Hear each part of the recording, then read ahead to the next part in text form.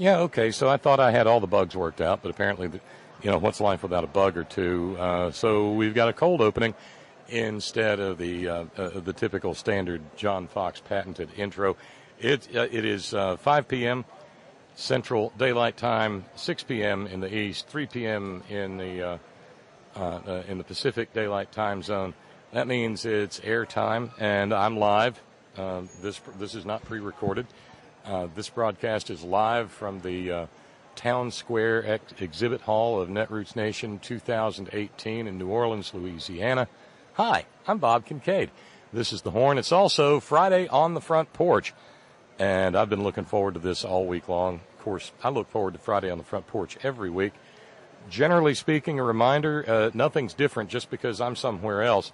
If you would like to participate in Friday on the Front Porch, then send a contact request on Skype to Sparky Dunk, SparkYDUNC, unless you're already friended up with or contacted up, whatever, with Sparky, in which case, if you want to be a part of the conversation, well, by golly, just let him know. He sees you come in, he'll bring you in, he'll show you the breadcrumb trail all the way to New Orleans in this case, and we'll be cussing and discussing in very short order.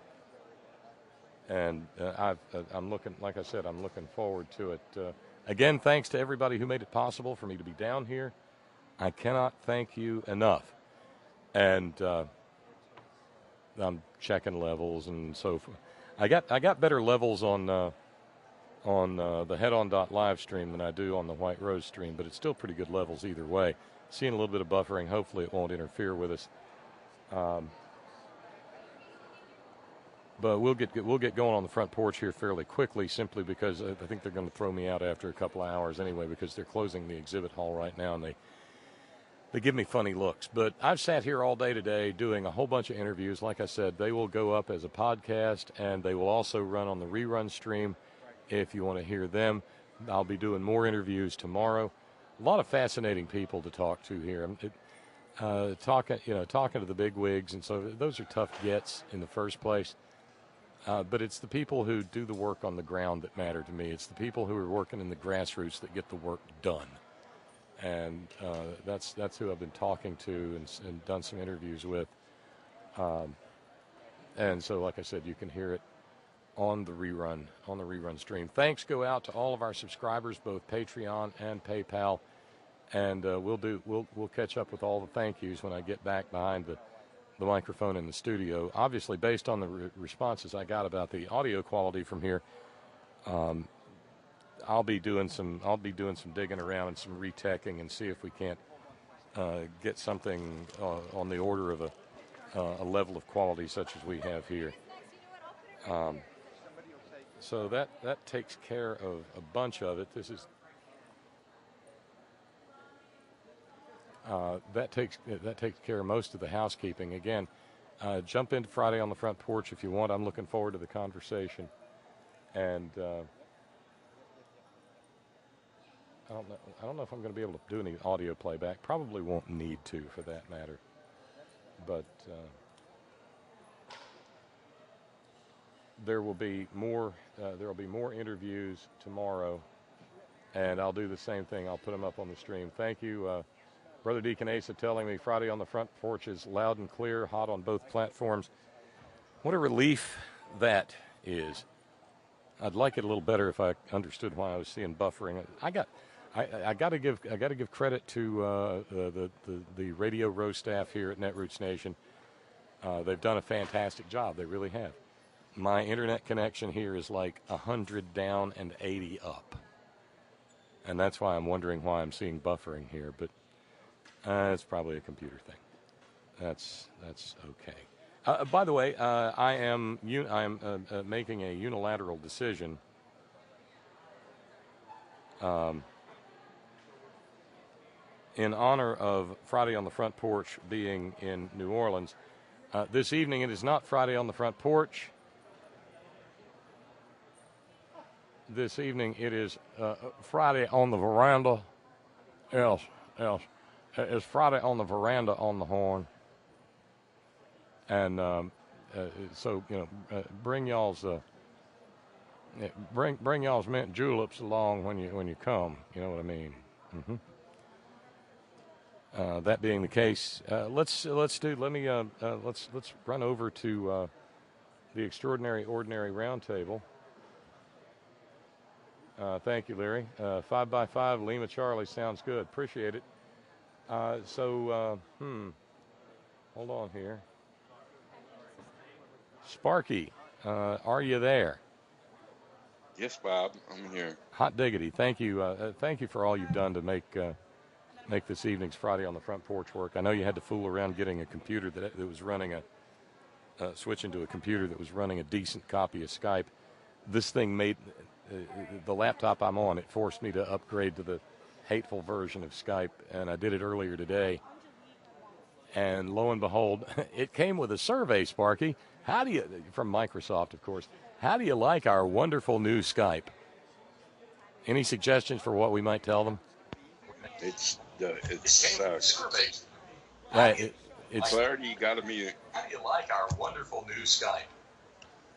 Any suggestions? That's what I like about the old Skype. I still have control.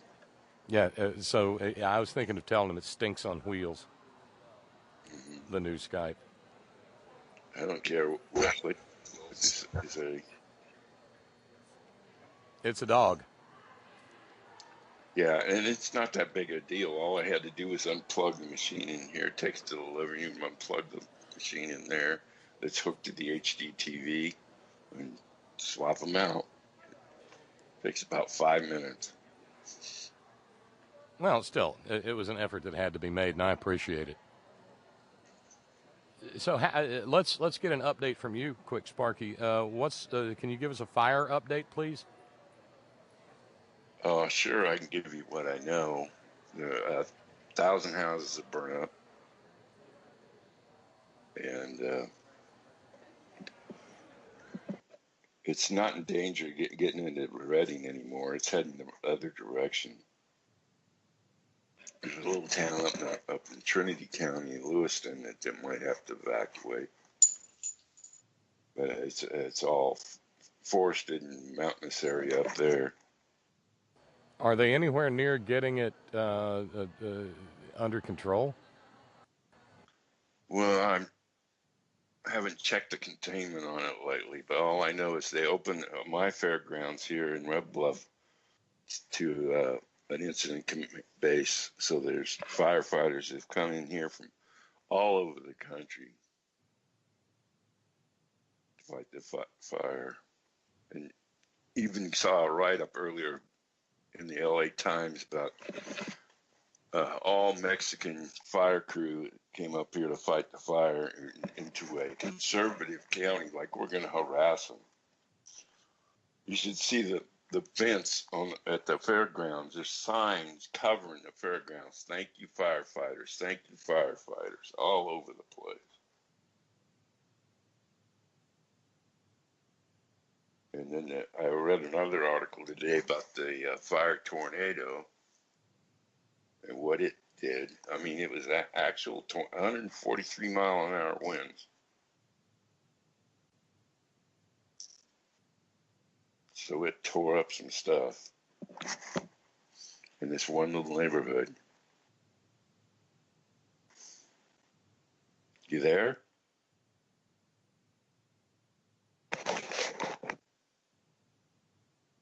Bob? Oh, sorry, I had it muted, so the noise in the. I had it muted while we were. I didn't want the noise from what we're doing here to interfere with what you were saying. Oh, okay. That's a breathtaking degree of damage. What about loss of life, injuries? I think it still stands at 7. Damn.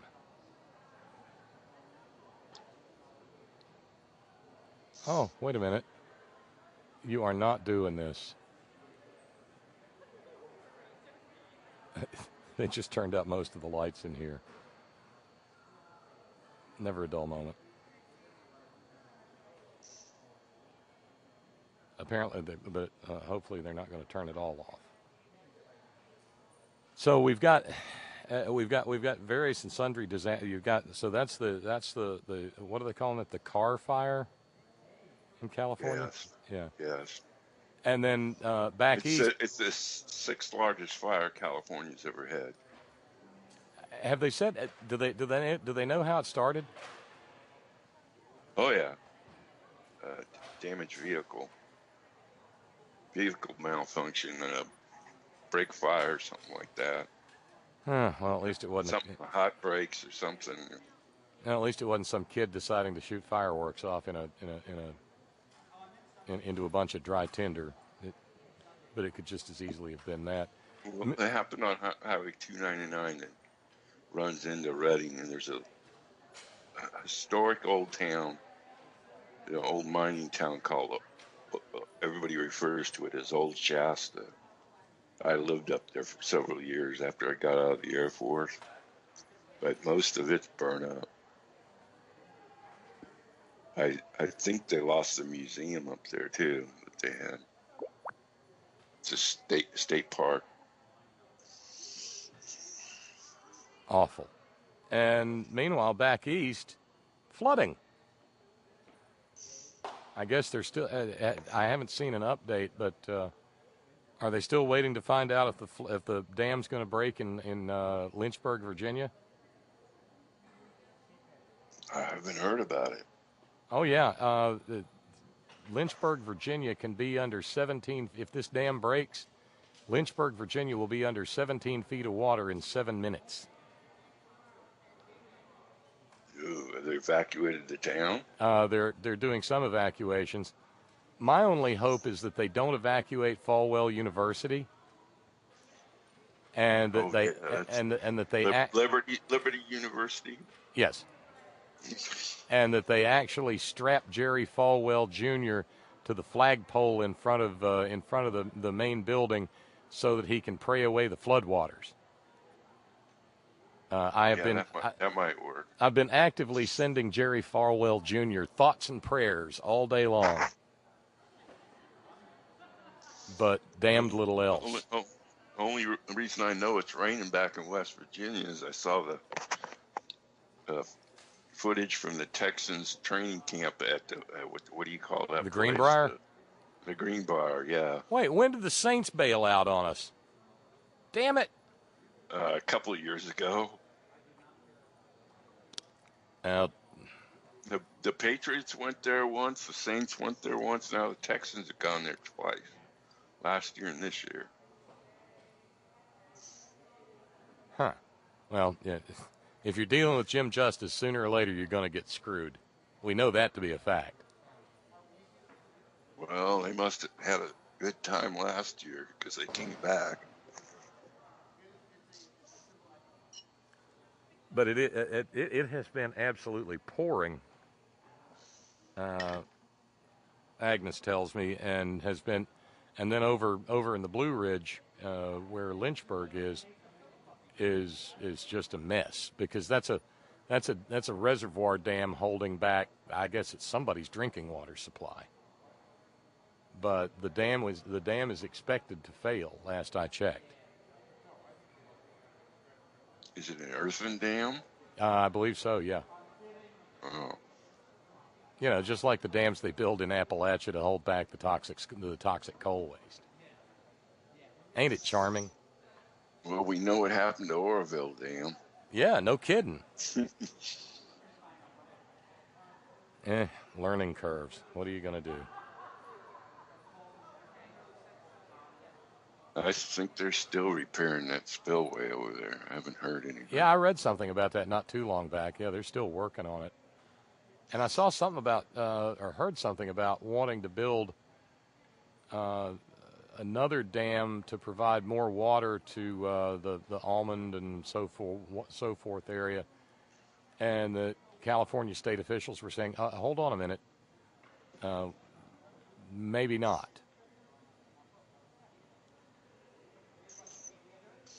Well, there's been one dam they've been talking about for years called the Auburn Dam. That might be the one. And they thought, sure, with a referendum that got passed a year or so ago, that they'd be a shoe-in to get it built. And the state's looking at them saying, no, we may not want another dam. Because, there's a lot of harm. There's actually a lot of harm that comes with building them. Oh yeah, we know that. They had to take they're taking the diversion dam that was here for almost 50 years. They taking it totally out of the picture from the river. They used to divert water to a canal, the Tamacalusa Canal, that runs about 100 miles south. It's still there, but they went to pumps and stuff they've got down there now instead of damming up and making Lake Red Bluff, as it was called. The river just runs right through, and they just pump out of it. And the fish like it. It's supposedly easier on the fish to get up to their spawning grounds, but just above us here. Salmon. Yeah. And those dams make it hard on that, too. Yeah, up in on the Columbia, they have to ship the fish in a truck around. There's 3 or 4 dams from this hatchery. Have a hatchery in Idaho, and they ship the little fingerlings all the way around the dams and then dump them back in the Columbia River, so they'll go out to sea.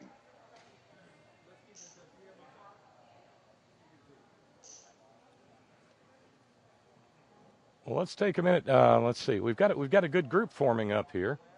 Let's check in with Steve down in Georgistan. Is this Mr. Kincaid? Is this Mr. Steve? I do believe we ought to give room service a jangle and have them send up some etouffee. Crawfish or shrimp? How's it going, Bob? Oh, I tell you what, I've been trying to hold back because serious issues to talk about. I've been way deep into some food porn, man. Oh, I bet. Free Speech TV has been running promos for this event at NetRoots Nations, and I've been looking for you, but I didn't see you. Well, I haven't talked them into interviewing me yet, but I may yet. Yeah. I can see their video lights. They're up. They're the first table on Radio Row. I'm looking at them right this very instant. Right now. Bob, what you may want to do is bring people up to speed as to what this event is and what is NetRoots Nations, because I'm a little bit unclear of it myself, And well, if you just want to talk about it later, that's fine. No, that's a good idea. Let's go ahead. I just make certain assumptions, but that's a dangerous thing to do. NetRoots Nation grew out of way back when Daily Kos first got started. A bunch of people said, "Hey, let's get together in person, IRL, in real life." And so they did, and they called it Yearly Kos. And a couple of years later, they started, I think, in Chicago, then they did Austin, and the third one was Pittsburgh. And for the one in Pittsburgh, they rebranded it as NetRoots Nation. So it's a bunch of liberal, progressive people, and they've got panels and teaching sessions, and they have plenary sessions and keynotes, and there's a couple of thousand people wandering around here, and it has grown by leaps and bounds. And so, and it's also, it completely became it became its own thing, separate and apart from Daily Kos, and it's as close to I hate to even compare it to CPAC, Steve, because CPAC is so goddamn evil. But this is as close as the liberal progressive wing of whatever we are has to something like a CPAC. I mean, were you a keynote speaker? I noticed that they had no. a lot of speakers. Were you one of them? Or? No. I'm just doing Radio Row, interviewing people, and so it's a lot of like-minded people that get together and exchange ideals. And were you able to take any of that in the last couple of days? I haven't been able to get to any of the panels because I've been sitting here talking to people. I gotcha. Now, earlier today, they had a keynote or they had a plenary session with, I think, Kamala Harris and Elizabeth Warren. Tomorrow, My senator. Nice. Cory Booker was supposed to speak last night, but the weather screwed up his trip, and so he got here this morning. And he walked around. He was real approachable. I talked with him for a couple of minutes. Didn't get him on air. Shook his hand. Did you get a selfie with him? No, I did not. I take everything happens so fast. I take terrible selfies. Hold the camera up above your head. That's the trick to a selfie. I know, but I'm always looking out of the corner of my eye at the camera, and it makes me look real derpy. Demented or something. And the next thing you know, the Secret Service guys are over. Come along, Mr. Bob. Well, it sounds like a good time. I may have to get. They do this yearly, correct? Yeah, about this time every year. And awful far. I may have to check it out. Well, you don't know where it's going to be next. Oh, okay. So it's not in New Orleans repeatedly. No, I wish it was. We went to NetRoots Nation in Vegas. We went to NetRoots Nation in Minneapolis. It's been in Providence, Rhode Island, and Atlanta. It was in Atlanta, I think, last year or year before. I missed the boat there, didn't I? And it was in San Jose. I think, yeah, and I think it was in St. Louis.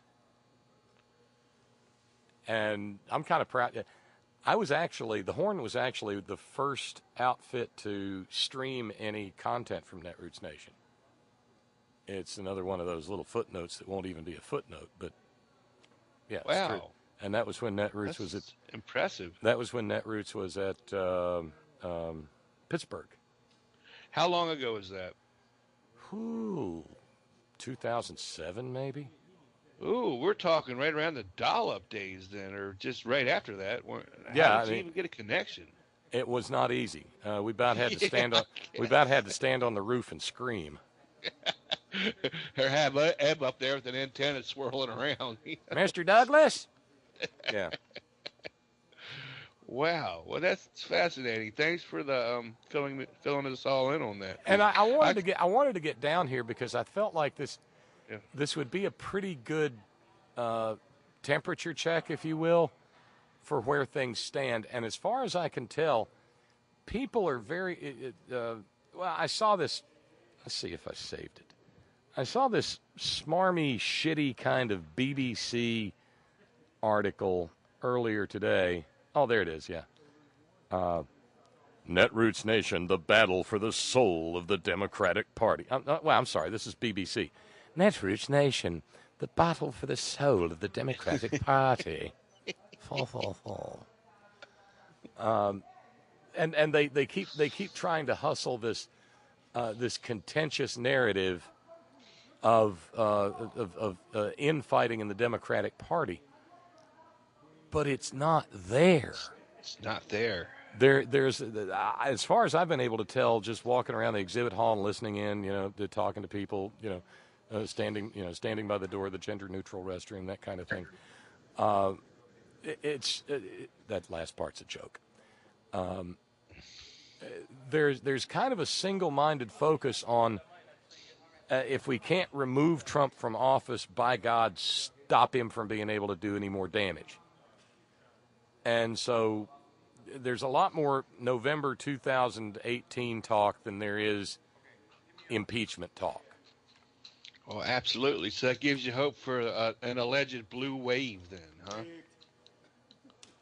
You have a good night, Mark. All right. Yeah, it does. And that was Mark Thompson from Sirius XM just walked by. Nice.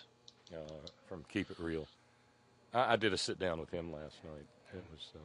I don't want to be a parade rainer or anything, but I was listening to Malcolm Nance today, and he was very cynical about the blue wave, and I was like, God, no, we have to make this happen. We have to. This is our last chance.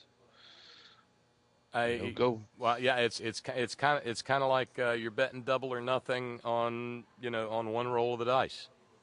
Vote. Take two like-minded friends. And I have Take them heard, with you. Convince somebody. I have You know, heard do what that you gotta message. do. I've heard that message more these last couple of days than I have ever heard it before. Everybody is on, I mean, laser beamed onto that message.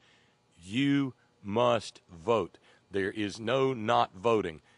If you do not vote, this will, whatever the outcome is, if it is not what we want, it will be as much your fault as any Republicans. You got to damn well vote. You can absolve yourself for writing in Mickey Mouse for being pissed off the last go around, or whoever you wrote in. Yeah, don't fail yeah. two No. one-question IQ tests in a row. Don't do that. or don't beat yourself up. This is the way for absolution, you know? Yeah. Absolve yourself. Exactly. Well, Bob, bring somebody else in. You got a room full of folks. Well, here. I was going to, just a little at a time. Well, let's check in with Clarity. Hey, Clarity. Buenos Friday. Bien the weekend. Yeah. Oh, here's something that just came to me. It's Friday night on the front porch, and there's not a single tiki torch talking about QAnon, conspiracies coming out of a bong. And you opened me up. That is shockingly close to sounding like an 80s hair ballad, Clarity. I think you got something you can work with there. That's what I'm hoping for. Okay, anybody want? I know this is going to make me sound like you're, everybody's out of touch octogenarian uncle, but I've been kind of out of the loop. What the fuck is QAnon? Trumpanzees that have some kind of a cultish conspiracy theories about, Bill Clinton and Hillary Clinton and Russia. Is this just rebranded Pizzagate? More or less, pretty much. Yeah. It's cheaper and easier than infiltrating the press corps. Remember when they stuck that guy in during the Bush administration, and he didn't even have press credentials? And you talking about Jimmy Jeff Gannyguck of Talon News and Hot Military Studs for You? Yeah, yeah. Okay. I think it's along those lines. But every time I see it, I think Quiznos. Well, that's what I mean. I see the Q and the Anon, and is this like Queer Anonymous? I'm not trying to be derogatory. I'm just trying to figure out where the hell does that? Because I'm a practitioner of the art of word knowing. Where does it come from? I mean, what does it refer to? I'm trying to figure out if QAnon is another James O'Keefe 2.0, or if it's a movement like the Proud Boys, or if it's just a bot. I mean, they're out there, man. Well, I mean, is it a hashtag? I mean, they think Robert Kennedy Jr. faked his own death so he could come coach Trump into being the president. Yeah, it's just crazy. No, stop it. What? I mean, as far as conspiracy theories go, I have to think that somebody in Vladivostok is drinking some really cheap vodka and going, "Hey, this looks like something fun to do. Let's start a conspiracy and see how far it will go." I'm just concerned it's going to be more dangerous, more like Jim Jones Kool-Aid. Well, there's danger coming from every different direction. That's just it. It's a constant barrage of it's almost like we're being overcome. There's just so much information, you don't know where to poke or dodge or what to do, and so it keeps you off balance. Yeah, this concerns me for the November elections, definitely. All this crap. People can't discern it. The average people that don't know what the hell's going on, they can't discern this stuff.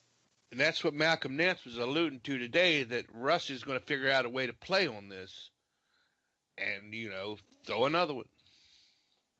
No, hold on. Are we not just assuming that they're behind it in the first place? Yeah, they could be because it's on like 4chan message board or something. Yeah, You're 4chan's where it about. started. 4chan's where it started. Q is supposed to be the highest clearance level. And Malcolm Nance said, yeah, for the energy department, you assholes. You know, Okay, so thanks to Scott in San Diego for sending me a primer. He describes QAnon as Pizzagate on bath salts. Oh, Jesus. Oh, my Jesus. No, you should see some of the interviews they've had with these people. Wait, they're on fire. okay, so I'm just looking at the Vice article that Scott sent me. George Soros, the Illuminati, and Snow White are all controlling the world according to a 4chaner who has spawned a legion of super sleuths. There ain't enough absinthe in the city of New Orleans to make this make sense. Oh my God. Green Fairy my ass. No. What? Yeah, it's like Pizzagate on bath salts. That's worth a cowbell. A galaxy-brained 4chan-bred conspiracy theory that's apparently convinced an alarming number of adults that all kinds of preposterous things are true. Does anyone remember that book, The Stand, by Stephen King? Oh, sure. Yeah. And who is the character that swore his allegiance to the Dark Lord or whatever it was? My life for you, right? That's what I'm imagining. All these people, my life for you, QAnon. It's scary, right? Trump is not under investigation by Robert Mueller. Instead, Trump is merely playing the part of hapless conspiratorial criminal while covertly helping the special counsel pursue their true quarry, Barack Obama. Somebody had a leftover bottle of the brown acid from Woodstock. That's all that is. Lock her up, quack. Lock her up, quack. Quack. Oh my God. Okay. I'm okay. So I'm hanging on to that. I'm gonna read that in greater depth at leisure. At your own peril. Jack, who is nearer to me now than he ever has been before up in Shreveport, says, it seems like I heard somewhere, maybe a movie, that Q was a top-level secret security clearance level. The communication is somewhere in 8chan of Reddit or I think it's 4chan. Q was the guy in James Bond that made all the cool stuff. Yeah, the gadgets, the stuff that exploded. Hey guys, it's a security level for the energy department. Hello? Is it? Okay. Hey, Can Steve. everyone hear me? Yeah, is that you, Steve? Other Steve? Yeah. That's not where the Q comes from. Somebody's bringing in a lot of wind or something. No, it's Steve. He's coming. He's out on the streets. I'm in my office and I have the fan on. Oh, okay. I thought you were in the subway or something. No, the air conditioning's off in the building. Hanford is managed by the DOE. Q is in Star Trek: The Next Generation was the omnipotent, all-knowing group of folks. I think that's where it comes from. Yeah. Okay, I will. Out. There's three. I've heard. I will offer. I'll offer another theory, and this comes from biblical textual criticism. For instance, we know that Matthew, Mark, and Luke all come from a common source, and that was identified by German scholars over a century ago. And and we don't know what the book was, so they just call that common source from which those books come Q, for the word Quella. Yeah, and Q stands for the idea of a source. But of course, I heard somebody say that Q's the 17th letter in the alphabet, and it has some.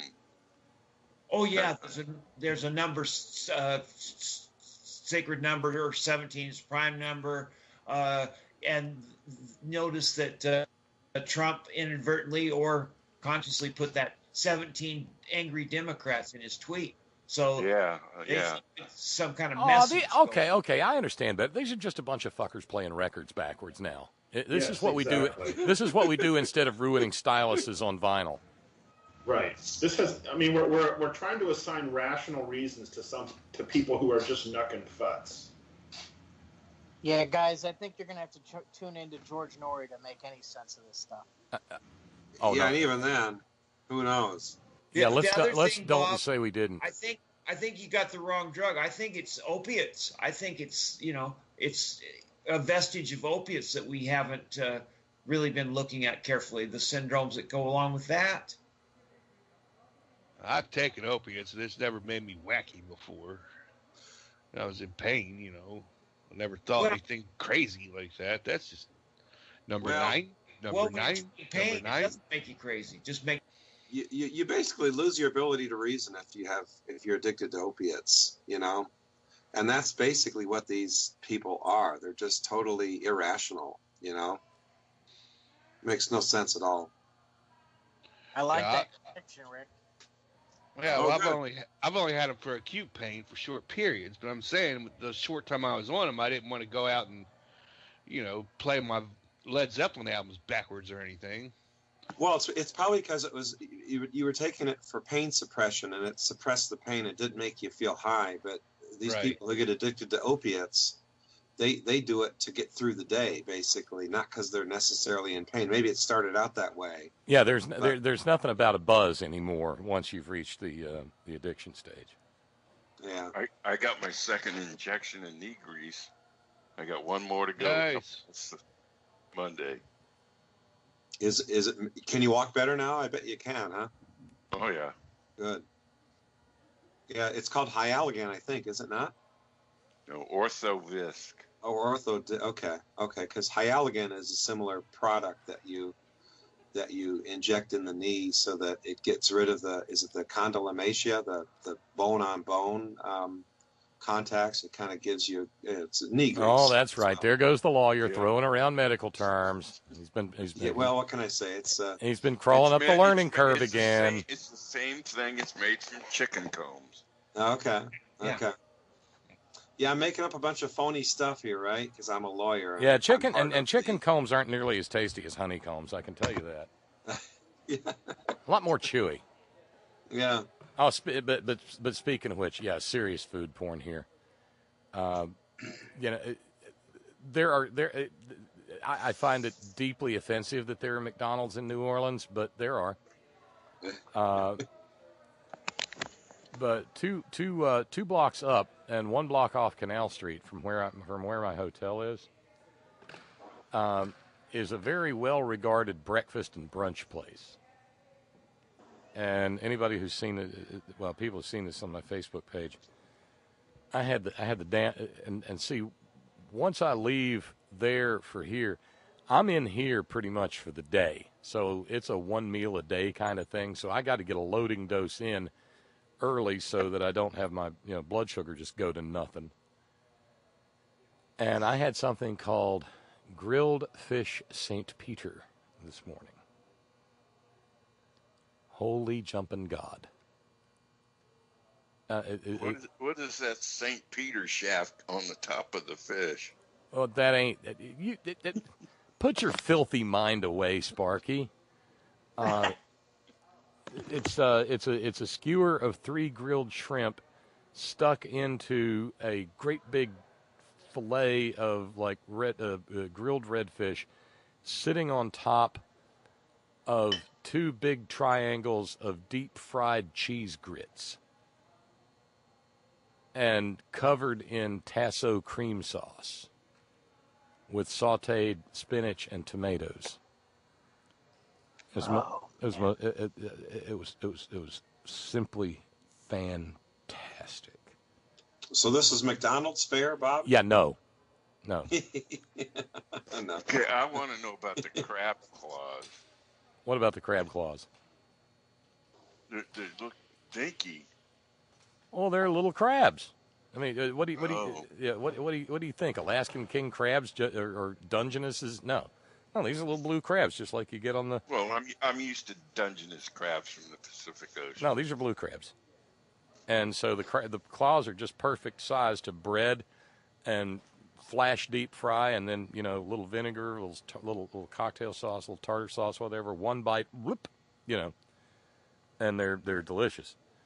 Same crab Baltimore's famous for. Yeah, It's just, yeah, the same. they Yeah, cook 'em exactly, the differently. same kind of crabs, right?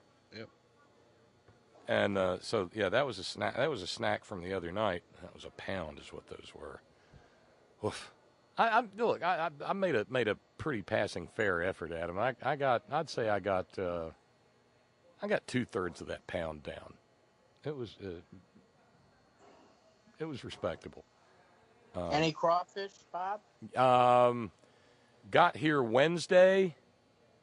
Went around the corner to Mother's and had their combo plate, including crawfish étouffée. Wow, that's fantastic. Oh my God, it was wonderful. And then last night went to a place called Coop's Joint down in the quarter on Decatur Street, and had their taste plate. It came with the best bowl of gumbo I have ever eaten in my life. Nice and fiery, with shrimp and mullet and crab claws and oysters in it, and top shelf. God damn it, Bob! I'm going to the airport right now. Do it. You know what? And here's the thing. This isn't like sitting down at Emerald's or Commander's Palace or Antoine's. You mean the Antoine of New Orleans? I don't mean the Antoine's of Flatbush. I haven't eaten a meal that was more than $15 while I was here, and every one of it has been cuisine level cooking. And just breathtakingly good. How about the beignets? You got those? I saved a little bit of room after the rabbit jambalaya and the red beans and the rice and the étouffée and the gumbo at Coop's. Saved a little bit of room and was walking right past Café Du Monde and got a cup of coffee and some beignets on the way back to the hotel. That's the other thing. I've walked everywhere. And Yes. It is funky and humid and sticky and downright gooey. And it's awesome. I mean, when it's like that, you can't worry about appearances or any of the stuff that the vanities we concern ourselves with. You just kind of consign yourself to the fact that I by God, am going to sweat. We're not going to pretend and call it perspiring. It is sweat. And you're just going to deal with. You get into that mindset, you can go anywhere. And God knows it's so flat. It's so flat here. You can drop a marble and it won't move. Did you sweat on over to Pat O'Brien's? Nah, not. I haven't yet. Not a lot of reason for me to go there. Yeah, that's right. Yeah, I thought you might want to get a hurricane, but it would upset your stomach, wouldn't it? Probably would. But one of those will knock you down. So if you do, be careful. But come tomorrow, the Satchmo Festival opens here. Oh, that'll be fun. Yes, it will. And then just like everywhere has great food, there's great music coming out the door of everywhere. So another one of my plans is to get over to Frenchman Street, where some of the great jazz and blues is.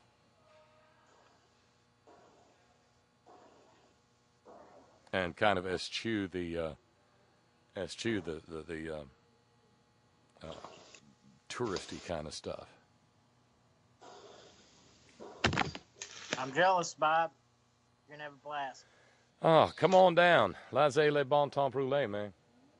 How long you there through, Bob? If you don't mind me asking. I'm either going to leave here Sunday morning or Monday morning. I've thought. Okay. Well, we'll be done Sunday morning, but I've thought seriously about taking the hotel room for one more night and just giving myself one day of no responsibilities and. Might as well. You're there anyhow. Well, I go to the World War II Museum, which is 6 blocks down the street from my hotel. Do it. If they'll give you a good rate and you're already there, do it, man. And like I said, the room is freaking awesome. I got upgraded. I got a suite, and I've got my own. Bob. I got my own private exit out to my own little garden pool. Hey, Bob, Bob? on your Yes. last trip, you mentioned that you and Agnes took a trip over to the Garden District, right? Yeah. You didn't have a chance to do that this time? No, I haven't. It's been, and that's what I was trying to explain before I came here. This is like 12-hour days with just enough time to sneak out and get a bite of breakfast or a bite of dinner late. But even so, it's a 12-hour day in New Orleans, which means it's a 12-hour day in a place that I would rather be than just about any place else in the United States and most places on Earth. Uh-huh. I mean, I love this town. I think I came here first when I was like 10 years old and loved it then. Mm-hmm. Oh, yeah. And have loved it every time I've been back since. Only thing missing now is Big Daddy's. They went out of business in 2008. Well, on my food porn list, there was a disappointment involved. Yep. Because Giacomo's is closed from like late July to August the 14th. Don't figure. And that's one of those go-to it places.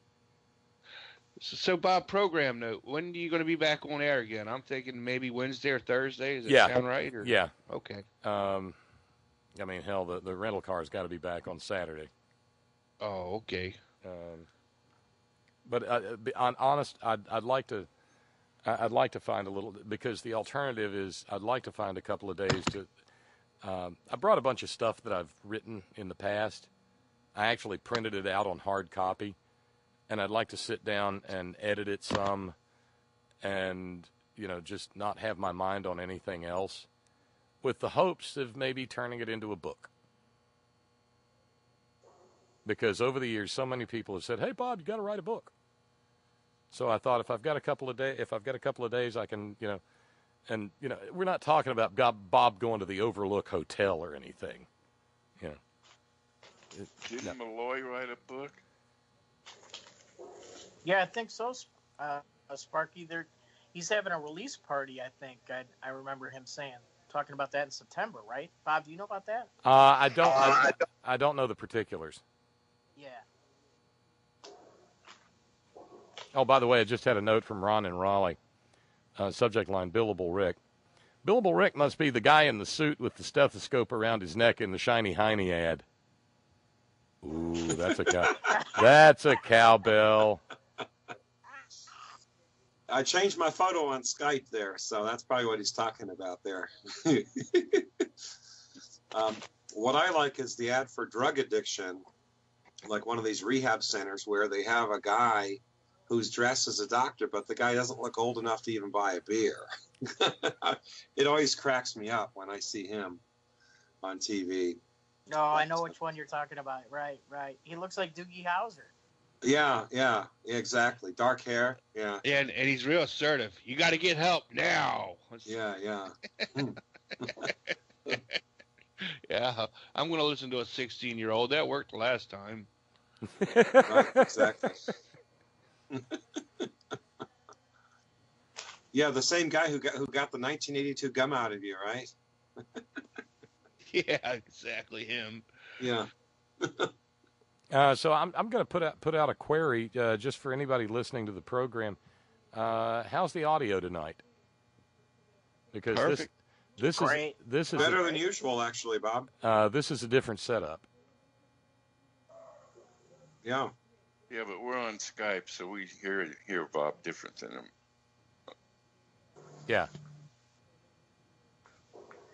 It sounds real quiet where you are, Bob. Are you in the hall still? Yeah, but the hall's empty. Okay. It's me and 2 security guards. Okay. Yeah, I got a request for you, Bob. If you go to the World War II Museum, get a picture of the Higgins boat for me. Okay, will do.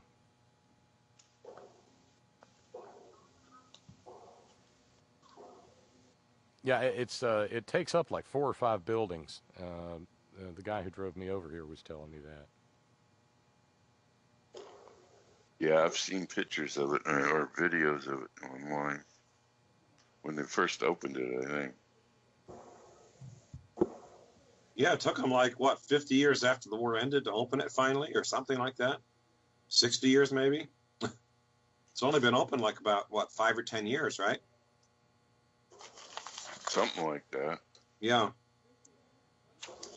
This, actually, I know it's been this millennium so far, you know, sometime after 9/11, maybe 2005 or something like that. I don't know.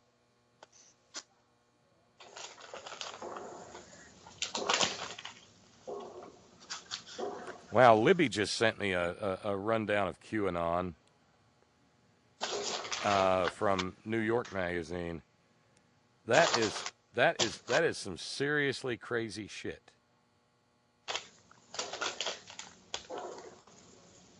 So apparently you can just post anything at 4chan, and the weird ass little Trumpansies will eat it with both elbows in the bowl. Is that it?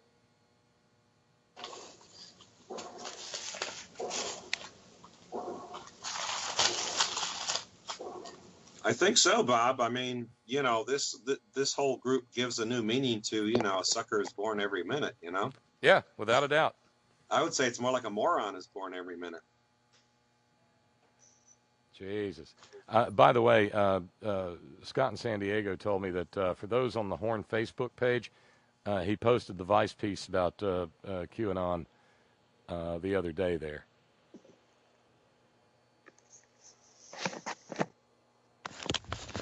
Yeah, I have that set to my DVR. It didn't record for whatever reason. I'll have to check that out. What is equally disturbing is Trump's not doing anything to discredit him. It's almost like he's welcoming him into the crazy folk. Yeah, you of know? course not. No, he Hop thinks on the crazy train. He thinks it inures to his benefit. You can't win without him.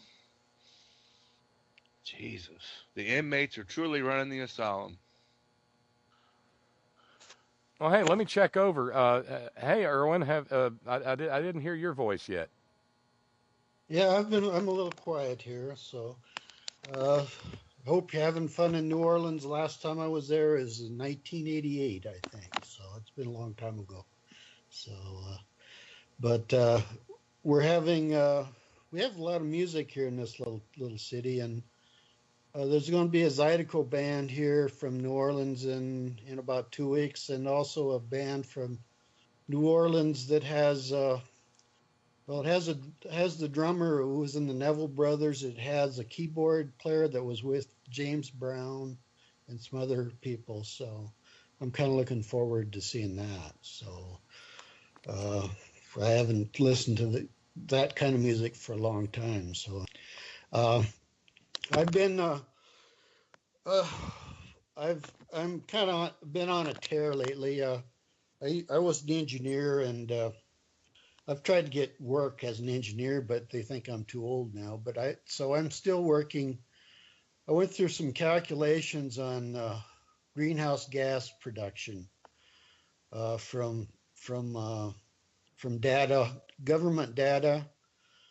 What I come up with is from right now the United States per capita. That's for the population. We put out 44,000 pounds of CO2 equivalent per year. If you look globally, it's 15,000. So we're several times higher than what it is globally. And so I've gone through a lot of things on the internet, and a recent thing that was released by the EPA is really suspect. The numbers look wrong, the units are wrong, and it's confusing. It looks like just an obfuscation. I can't pronounce it, but just to confuse everyone. And so I'm still looking into that and trying to pin down. As a reference, it's Department of Energy laboratory in Tennessee is where this report was made, and they use on the report, they say it's carbon instead of carbon dioxide, but if you go to the graph that the EPA put out, they don't specify that, and they just used carbon, and carbon dioxide is a lot heavier. Plus, it's way lighter than what was they were saying in 2016. So that's what I've been working on the last few days. Just trying to keep myself occupied here. So I don't know if that makes any sense to anybody or not, but so. Well, But by all means, keep us posted. That's carbon instead of carbon dioxide, really? yeah, it's carbon dioxide. Of course, has the oxygen with it, so it's a lot heavier. It has two atoms of oxygen with it. There's another thing gas. It's hard to visualize gas because it depends on where you're at. But with that 44,000 pounds, if you're at sea level at 70 degrees, if that was a 30,000 gallon empty swimming pool, that would be 96 empty swimming pools full of carbon dioxide at sea level. If you went to, let's say, Denver, then it's 155 empty swimming pools. That's the volume of gas, the equivalent from each person in the United States each year from greenhouse gases emissions. So I don't know. It kind of blows my mind a little bit, but I've checked the numbers several times. I'm pretty sure they're right according to data from government sources. So I just wanted to put out what to make people visualize and figure out what's going on. A regular car, an average car now, passenger car, puts out about 10,000 pounds of CO2 a year, just one passenger car. Well, And I've got a question for you, friend, and maybe you can crunch this when you get a chance. And I'm by far a vegetarian, but how much gas are we putting in the air for every person that's a regular meat eater? well, I still have to crunch that. I'd be curious to know. There's a lot of debate about that right now. Yep. The main thing about especially beef is the feedlots and the energy that goes into the grain that goes into the feedlots. Yeah, the CAFOs. Yeah, if you and the waste matter. If you go strictly by grazing, it can actually be pretty good.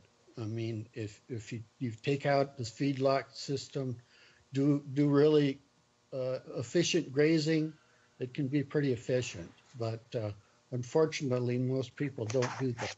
So, and most of the cattle are sent to feedlots. So the methane they talk about cow farts. The methane is mostly coming out of the breath. It's not out of the urine. But I didn't know that. Go ahead. No, I said I did not know that. Yeah, that's something I've learned for a while. I've been studying this pretty heavy for a few months actually. So I have a fellow I used to work with who is a range management person, and he's in North Dakota, and he's about cattle. He said they get a bad rap, and I think they do, because mostly it's because of where the feedlot system more than anything. So how about the drainage ponds? I mean, we have the technology to hook digesters up to them and convert that into natural gas, but nobody does it. So that's got to be added to it as well. Is that correct? Or that would be definitely adding to it. That's a lot of methane from those, and that's methane is, I think it's 25% higher greenhouse effect than carbon dioxide. So just a little bit goes a long ways. Another thing about farming is that the soil. Now, if you look, the amount of carbon that's stored in the soil per person on the earth is about 660,000 pounds per person. when you farm, when you don't farm correctly, a lot of that goes into the atmosphere. So that's one big thing about farming is getting the carbon back into the soil while you're farming. And I, you know, recently there was a union of concerned scientists. They set out a poll to farmers in the Midwest. Almost all of them want sustainable farming in the farm bill, but the Republican Party is way away from. They're not pursuing that at all. That would help a lot if they would go to sustaining farming methods. Well, I think, Erwin, if I may jump in, I think these big companies, these big agri companies like Monsanto and DuPont and so forth, have a lot to say as to why, sustainable farming is not encouraged more in this country, Yeah, you're exactly right. Yeah, that's what I think too. It's mostly the large corporations, large factory farms, large feedlots. They pretty much control it. So yeah. But as far as the United States, agriculture is down the scale. Energy is about 12,000 pounds. Transportation is about 12,000 pounds per person. If I remember right, industry is about 10,000. And then there's something out, one other, I can't remember, but farming was like 4,000, or agriculture is about 4,000 as far as what's contributing to greenhouse gases. So of course it all depends on how you put them together and everything. And it's really confusing because a lot of studies are different. They use different units, and it's really maddening. It's confusing. So, but that's just what I wanted to bring out tonight. So thank you. No, thank you. It was very enlightening.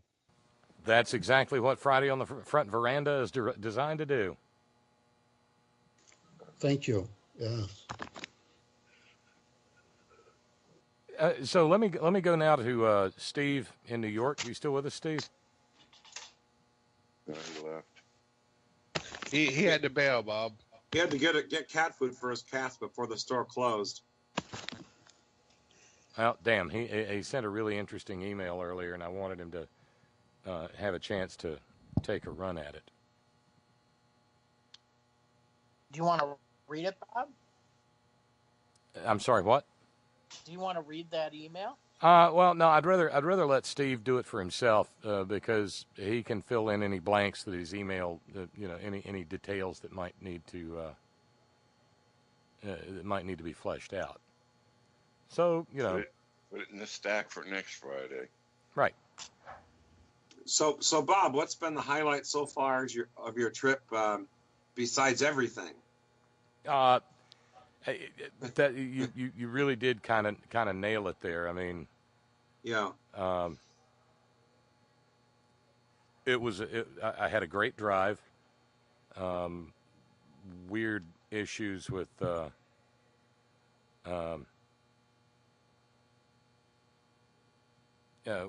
weird issues with turning off the stupid the lane keep assistant notwithstanding. Right. It went pretty well. And you said the thing would reverse when you elaborate on that. No, it doesn't reverse. When this thing's engaged, if you try to change lanes without turning your blinker on, or if you're driving on a 2-lane road with curves on it, it will yank the steering. The computer will yank the steering wheel back into the other lane. And you said when you pull up to a stop sign and then and then go backwards. Yeah, that's a requirement. What's the point? The point is how would they even have something like that? The point is emissions. and reducing emissions, especially in major urban areas where, remember those 10 pounds or whatever, how many pounds per year Irwin was talking about? Well, a lot of that happens just sitting idling at stoplights and stuff. But why go backwards? No, it doesn't go backwards. I thought you said when you hit the gas pedal, it went reverse on you. I was like, No. It's just you touch. Okay. When you sit with the brakes on, it shuts the engine down. Then when you touch the accelerator, the car starts up again. Oh, okay. All right. Wow. What kind of car are you driving, Bob? It's a Jeep. It's a Jeep Compass. Oh. It must be like the current model year or something like that. Oh, yeah. Maybe. It had 7,800 miles on it when I picked it up. Oh, yeah. Sounds state of the art. I would never buy one. I'd never buy one. My ass had been on the side of the road Googling things before. Well, I want this thing change lanes, damn it.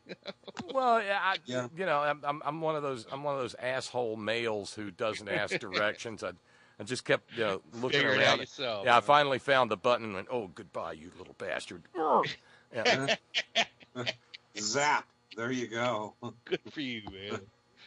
Well, I mean, there was an icon up on the an indicator up on the dash, in the message center. I was like, and if you'd get where the radar didn't want you to be, it would go from being green to yellow, and I'm like, stop it, Spock, stop it.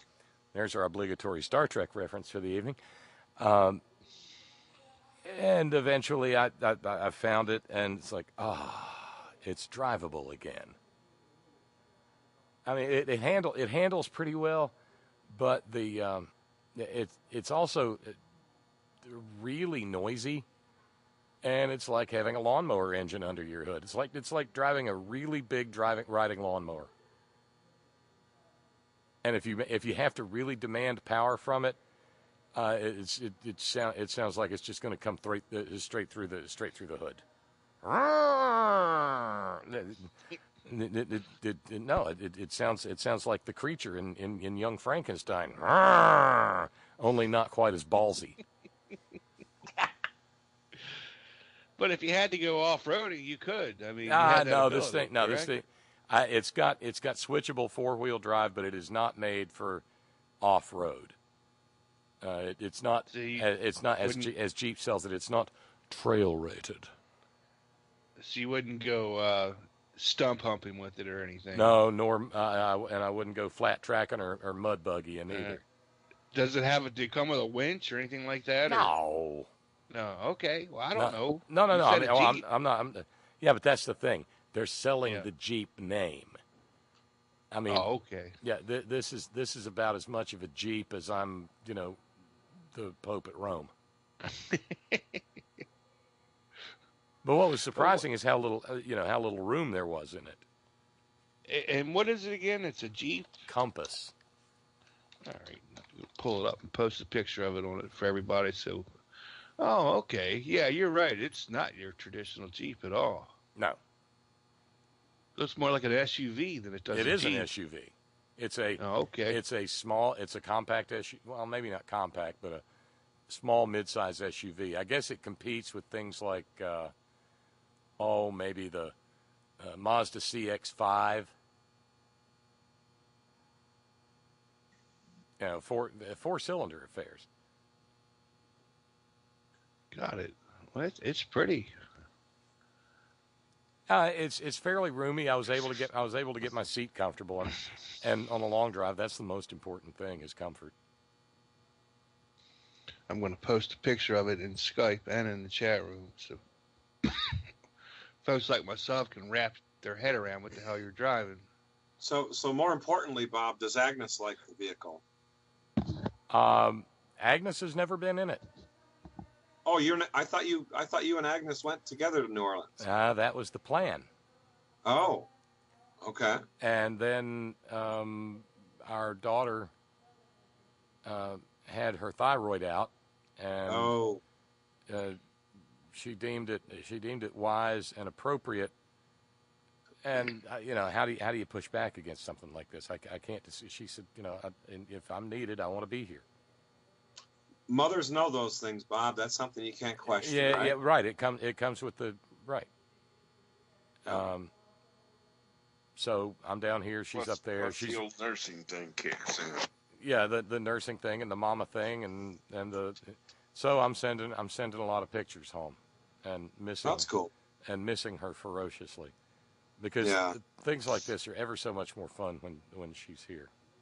Yeah, of course. Well, It's hope it's your kind of daughter's like okay. it's Hope kind of you- like what yeah. it's kind of like what Twain says at the end of the Diary of Adam and Eve.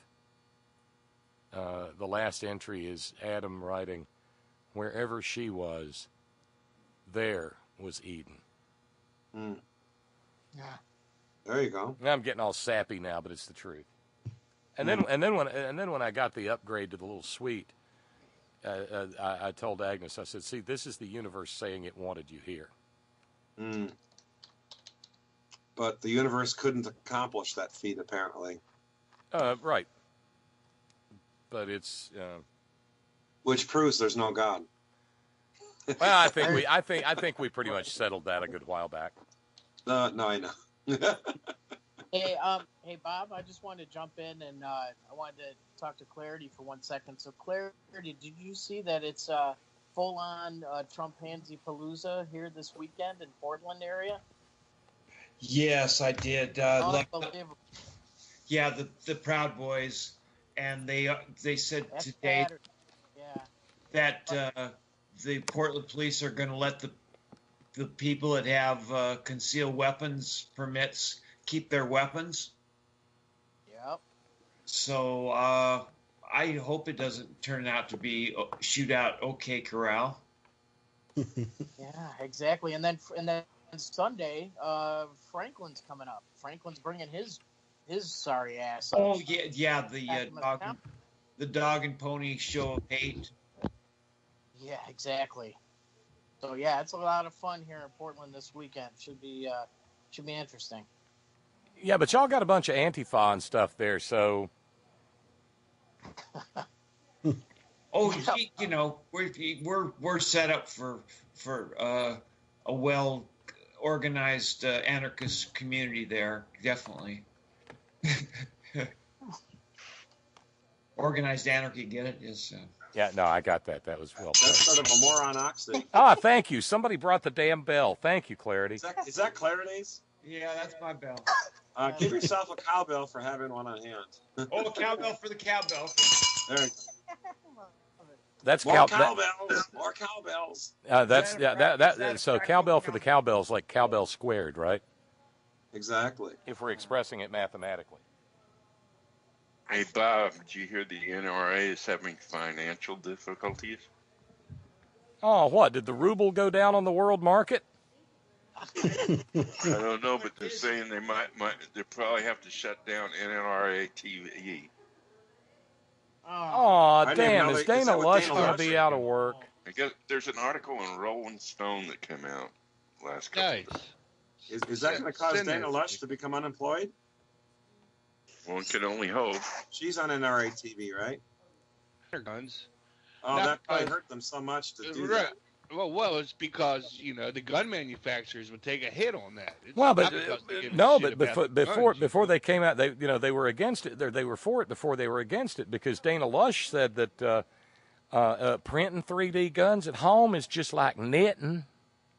Oh, jeez. Somebody sent her a return tweet and told her, hey, you may want to check again. Yeah, Can a nonprofit declare bankruptcy? sure. Yeah, absolutely. Yeah. Just because it's nonprofit doesn't mean it doesn't take in any money. There's all kinds of nonprofits that have big fat endowment funds. Oh, hell Big yeah. fat investment funds, you know?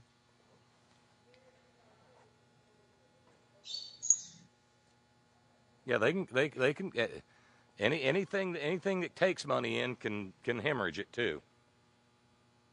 Sure. I just put the article in the Skype chat. Couldn't Thank happen you, to a sir. nicer group. Yes. Well, Yeah. the whole thing about the 3D guns, there's no regulation of it. There's no serial numbers on the guns. You can't use them to track down crime. You can't you can't. There's no forensics there. I mean, if it's just okay, whose is this? All you have is fingerprints and so forth on the gun, and maybe ballistics, but there's no serial number to to try to trace it. If somebody Right. steals your Yeah. gun, how are you going to report it stolen? You can report it stolen, but there's no serial number. But I'm concerned that the genie is already out of the bottle on this thing. I mean, how are Well, we going to put it back now? Well, I mean, they're available one way or the yeah. I mean, it's going to get around the same way that people are going to stream movies or whatever. By the way, hey, Clarity, have you got the cowbell handy? Yeah. Jason just wrote in regard to the Jeep Compass. He said that's a latte liberal Jeep. Cowbell, please. Very good, very good. With those guns, I had heard that they usually fall apart in maybe 2 or 3 shots, but with time the polymers are supposed to get better, and so they'll probably be more dependable in it coming. And of course, being plastic, metal detectors are ineffective against them. So there's a lot of bad things about them. So, But wouldn't you still need a metal firing pin, though? I don't think so. I think you can. I think they said you can still use a plastic firing pin. I wondered that myself. Yeah. I'm not exactly sure, I guess, but that's what I recall. They do require gunpowder, though, right? Don't they? And ammo's metal. I mean, ammo. How are they going to get around that? Oh yeah, didn't think of that. Yeah. Yeah. Well, I suppose you could probably develop plastic ammo. Why not? Right? That's next. Yeah. Oh, they've already got it. That's what they call non-lethal ammo. Okay. Right. Like beanbags and things like that. Yeah. Right. Well, I guess this goes to show you that the next 19 people who hijack planes will be probably using plastic guns and not box cutters, right? Mm-hmm.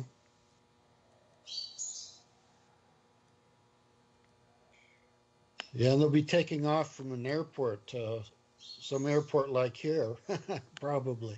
That has not that Trump has lowered security at, right? Yeah, that's what I had heard. Yeah.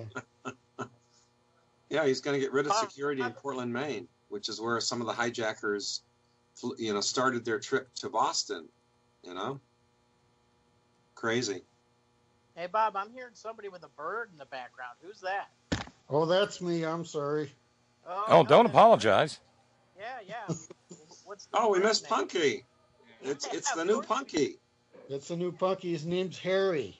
So Harry. All Yeah. right. Hi, Harry. he's a peach-faced lovebird. So Oh, okay. smaller than Punky probably, but and they're Cute. supposed to be less noisy too. But Oh, well, sometimes he goes. So Isn't that what Ivanka calls her dad? There you go. Thank Peach-faced you. lovebird. Yes, give yourself one and another. Oh, God. Hi, Daddy. wow, what a strange family. Well, I thought my family was dysfunctional. I thought the Munsters were dysfunctional. Or the bunkers. Yeah, they're basically the new world. They're the new normal in Trump world. The Munsters and the Addams family, and that kind of thing. That's good church people. Which reminds me, I bet a lot of these QAnon people. I bet the Venn diagram, there's a lot of overlap between these evangelicals and these QAnon people. I bet it's like 80% are common to both groups. Yeah, and I What do would you all also think? say that Huh? Rick, to add that in, the Bigfoot fetishes are probably part of the same group as well. Oh yeah. Wait, did we go over that last week? Some evangelical has now said that Bigfoot is demonic. Bigfoot's got a big schlong, I guess. That's what I saw posted on it. Is that Okay. what Rick? Miles 20 Talk, minutes. says? We're an hour and 20 minutes into the What's- program, and thanks, Chris. You just dragged the program into the gutter. Once you go Bigfoot, you never go back. Oh, fuck. Oh, jeez. Oh God. All right. Okay, we're done. There's a porno movie that hasn't been made. Long Dong Sasquatch. Ooh, cowbell. I think the Republicans can all get on board and ride it all the way to 2018. The red wave.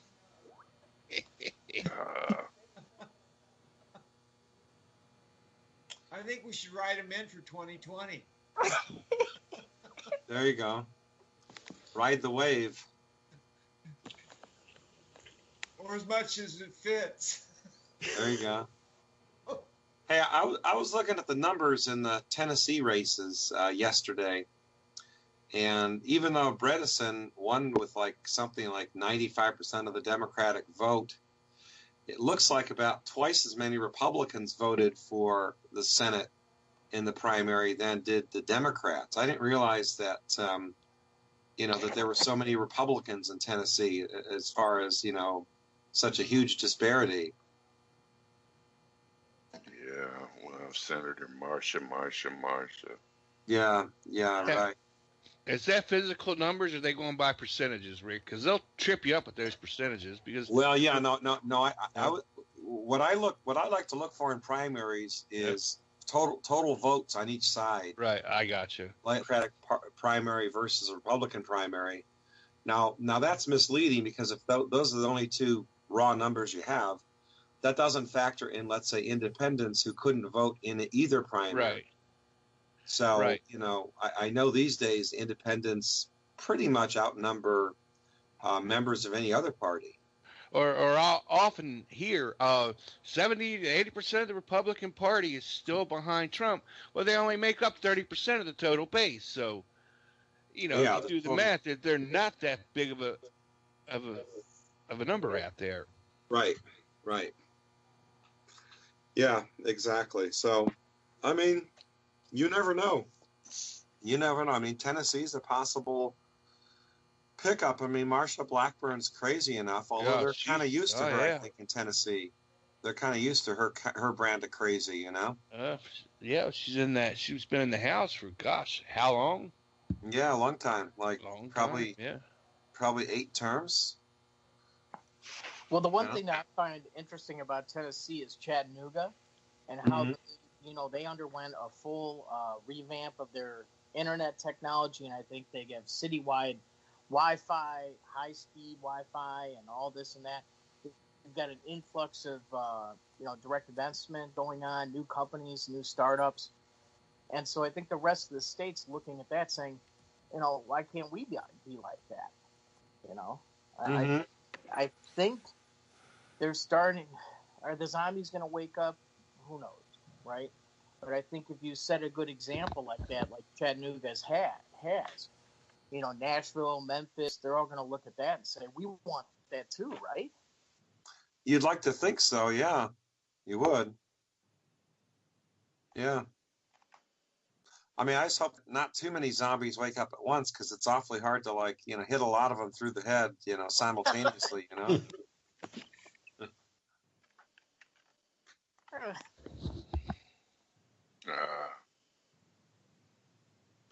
Well, would Nashville be a Democratic stronghold or not? Yeah, I think it is, actually. I think that's where Representative Steve Cohen's in of Nashville. Maybe it's most of Nashville. I'm not really sure. They probably packed. I'm sure they did a good job of packing the Democratic voters into that, into that district, so that so as to assure that only, one, Nashville area. That makes a lot of sense, Rick. Yeah. Yeah. I know, Bob, probably a lot of people here have driven through Tennessee, but every 5 miles, there's a huge billboard that says, like, Jesus is watching you, or Jesus is going to, Jesus saved your soul, and this and that, right? You've seen that, right? Those billboards? Yeah, Bob's mentioned them before, I know. Uh-huh. Oh, you can't miss them. I mean, Yeah. they have all kind of crazy slogans, you know. That's Yeah, what you're well, fighting against. speaking of gerrymandering, I saw an interesting article the other day. I guess it was just yesterday. I read that a citizens group, like a nonpartisan, nonprofit citizens group, got together and got a like a proposition on the Michigan ballot for November to basically create a citizens commission to draw the lines for the legislature and for Congress, to basically take it out of the hands of the politicians. And they did it without having any money. Basically, they didn't pay they didn't pay a single penny to collect any of the signatures. So these were like true volunteers out there, getting the required number of voters to sign to get it on the ballot. And it even survived a Michigan Supreme Court challenge by a vote of 4-3. So that proposition did get on the ballot. So and I guess the gist of the article, I think it was in the Washington Post.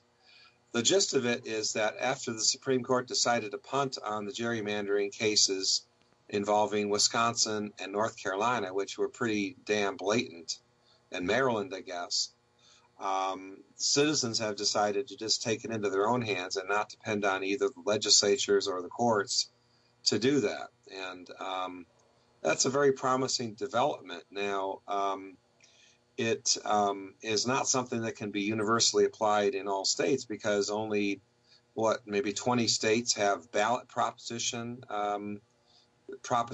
that citizens can get on the ballot. So, it's going to be of some use, but not uniform, not universal use, because of the nature of our system, our federalist system. So, Crazy. Yeah, my bet is that that's going to pass pretty overwhelmingly. Similar initiatives passed in California, and I think in Arizona, unless maybe the legislature did that one. I'm not sure.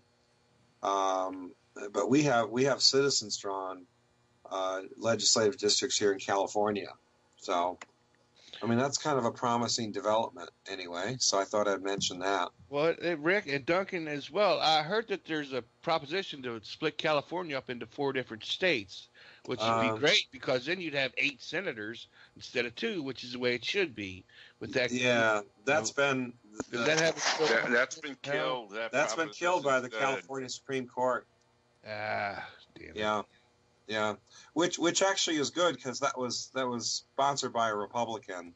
The idea there, I think, was to make to basically create more seats for Republicans. I think that had backfired on them, though, don't you? I don't know. Depends on how the lines were drawn. Yeah, that's true. Yeah, exactly.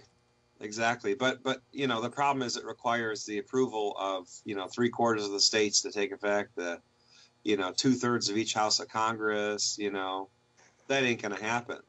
Which, it's crazy that Rhode Island and California get the same allotment of senators. That's ridiculous. Well, no, I mean, within the framework of what they were trying to do in coming up with a bicameral legislature, it's not, though, because in 1787 they were trying to come up with one body that would have a set of responsibilities that would be as close to pure democracy as they could get. Right. And that's the House. The cooling and that's the House. The cooling. So I understand all that. And the Senate was going to provide absolutely equal representation to every state. And all of this, it goes back to that conversation we had about bugs and features. Part of the reason you had to have that is because of fucking slavery. Because the more populous northern states would control the House whereas the southern states could pretty much keep equilibrium with the way the Senate was structured. You know, slavery is referred to as our original sin, and it is, but it's also the fly in the ointment. It's what Robert Penn Warren called the kitty in the ash heap. It's it's the one drop of fugu fish poison that'll pollute 1 billion gallons of water. And that's because every consideration they made for structuring government had to be made with an eye toward keeping the fucking slave owners happy. And I mean, that's not my opinion. That's a goddamn fact.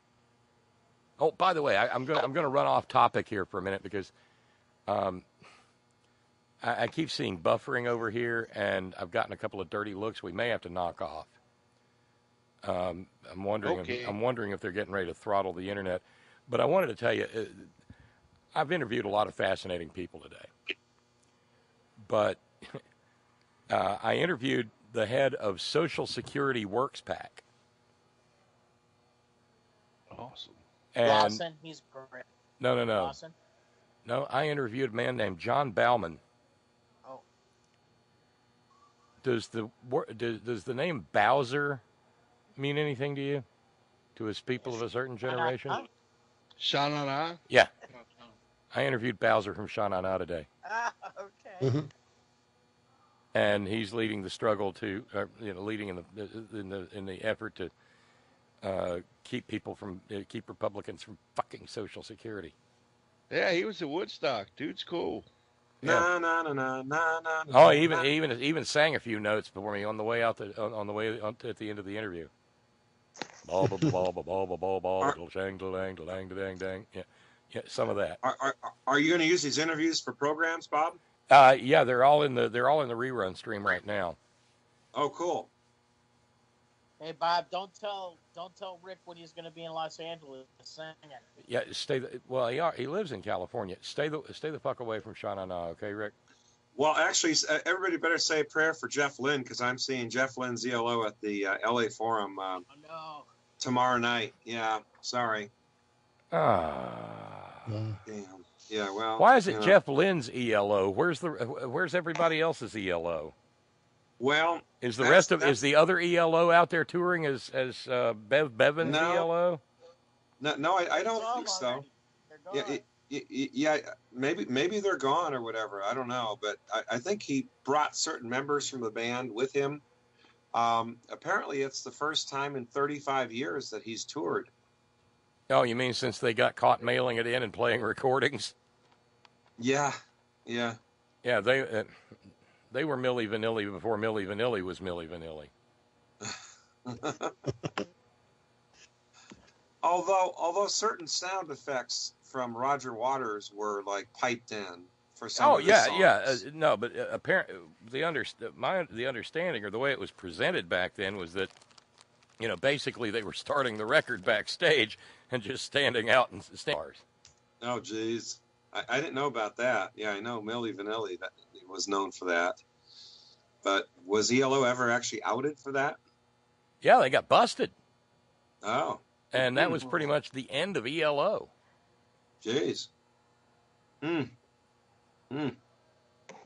Well, it's one thing if your songs are hard to play live, but you can't be, doing that kind of shit, What you do is you do a different version of your songs then, like you do acoustic versions or you do it with, less synthesizer or whatever, Yeah. I mean, you just have less instrumentation in it. You do it live and sounds good. Yeah. With a basic band or add some horns or. Right. If it doesn't sound exactly like the original on the album, well, so be it.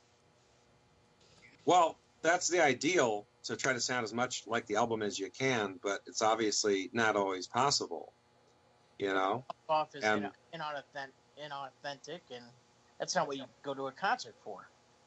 Right, for a unique sound and experience, exactly. Yeah. Yeah, so I have to. I had to give It'll away probably tickets be. for the, I imagine it'll be a great show. play tickets for the English Beat, who are playing in Los Angeles. Oh, that would have been at the same fun too. time. Yeah, that would have been a tough call. That would have been a tough call. Yeah, yeah. I tried to get my son to interested in it, and he wasn't having it. So he'd rather sit at home and play his computer games than go out to a concert to see the English Beat. Oh, I think I hear a little resentment there. No, that's okay. That's his preference. It is what it is, you know. So. Hey, can I jump on that real quick? Mm-hmm. See the article on this Fortnite thing? Does he play Fortnite, Rick? I guess parents are paying $35 an hour for tutors for their kids to learn how to play Fortnite. Did anyone see that? Yeah, I saw that. I just don't know what it is. Yeah, I guess it's it's like mandatory, for your kids to be great at Fortnite nowadays. Huh. Does it have some sort of overlap? Well, only educating folks how to shoot people. I mean, it's a shooting. So it's you can look at it as training for joining the military service, right? That's the way I kind of look at those shooting games. Yeah. Well, my understanding is some of these drone operators are recruited by the CIA and by the other three-letter agencies from some of these gaming rooms because they're very skilled. Yeah. You know. The Army provides. They have free websites online that you can go play on. Right. Yeah. Right. I think, in fact, the Army was largely responsible for partnering with some private company to get the Call of Duty franchise started. Oh. That's what I've heard anyway. Yeah. Yeah. That's right, kids. You can commit war crimes in your living room. Count Dicula's training video is waterboarding training video. Oh, there you go. Next time he's in my town, I want to have him sign my waterboard. Yeah. If I convince him to. That was so fantastic. That show was incredible. Back to the father-son music thing. I had a guy come up to me and thank me because he was a Green Day fan, and his son, of all things, was a country and western fan. Okay, I've got to interrupt with what the fuck is going on here? Out in the hall where the presentations and shit go on, they're playing "O Canada" right now. Not that there's anything but wrong with "O Canada," but maybe, I don't know. Maybe because New Orleans, French Canadian, Acadian culture. I got nothing. Oh, Canada. Bob. It's a shout Good out. times roll all over. Hey, John. Hey, John. It's a shout out. How y'all doing? Alex Jones is going to be all over that. He's going to be all over that conspiracy. Oh, I think you're right. Hey, John, I'm in your neck of the. I'm in your original neck of the woods, man, and I couldn't be happier. I seen you posting a little picture of your food there. A little food porn, yeah. Oh, yeah. Are you enjoying the cuisine, Bob? I am reveling in the cuisine, John. If I was everybody, I'd have a big plate. And I'd just get naked, and just roll in it. Whoo, that's all. You know what? I told him last. Just that good. I told him last night. Just bring me a bathtub of this gumbo and drown me in it. And oh, death, where is thy sting? Oh, grave, where is thy victory? That's right. I mean to tell you, you hit on my weakness right there, gumbo. Well, because there's a lot of places that say they make gumbo, but I'm kind of a common sewer of gumbo, John. And I got to tell you, what I had last night is the best gumbo I've ever eaten in my life. Life. And it was down at a place. Are you in the quarter, Bob? I'm not in the quarter, but I am.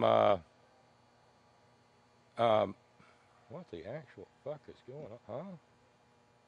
Huh? I'm sorry. No telling, buddy. No, is everybody seeing something screwy? I'm seeing some kind of presentation. Somebody's sharing their screen. I don't I don't see it. They do. That's what I see it. have. It's you, Clarity. It is. All right, I'll sign out. I don't know what the hell it is. Here.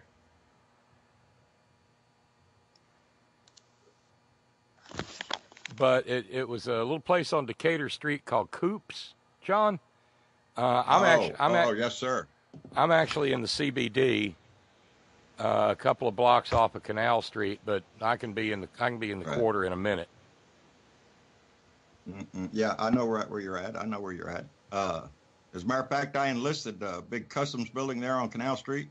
Yeah. That's where I had my indoctrination physical right there, buddy. No kidding. Come on in.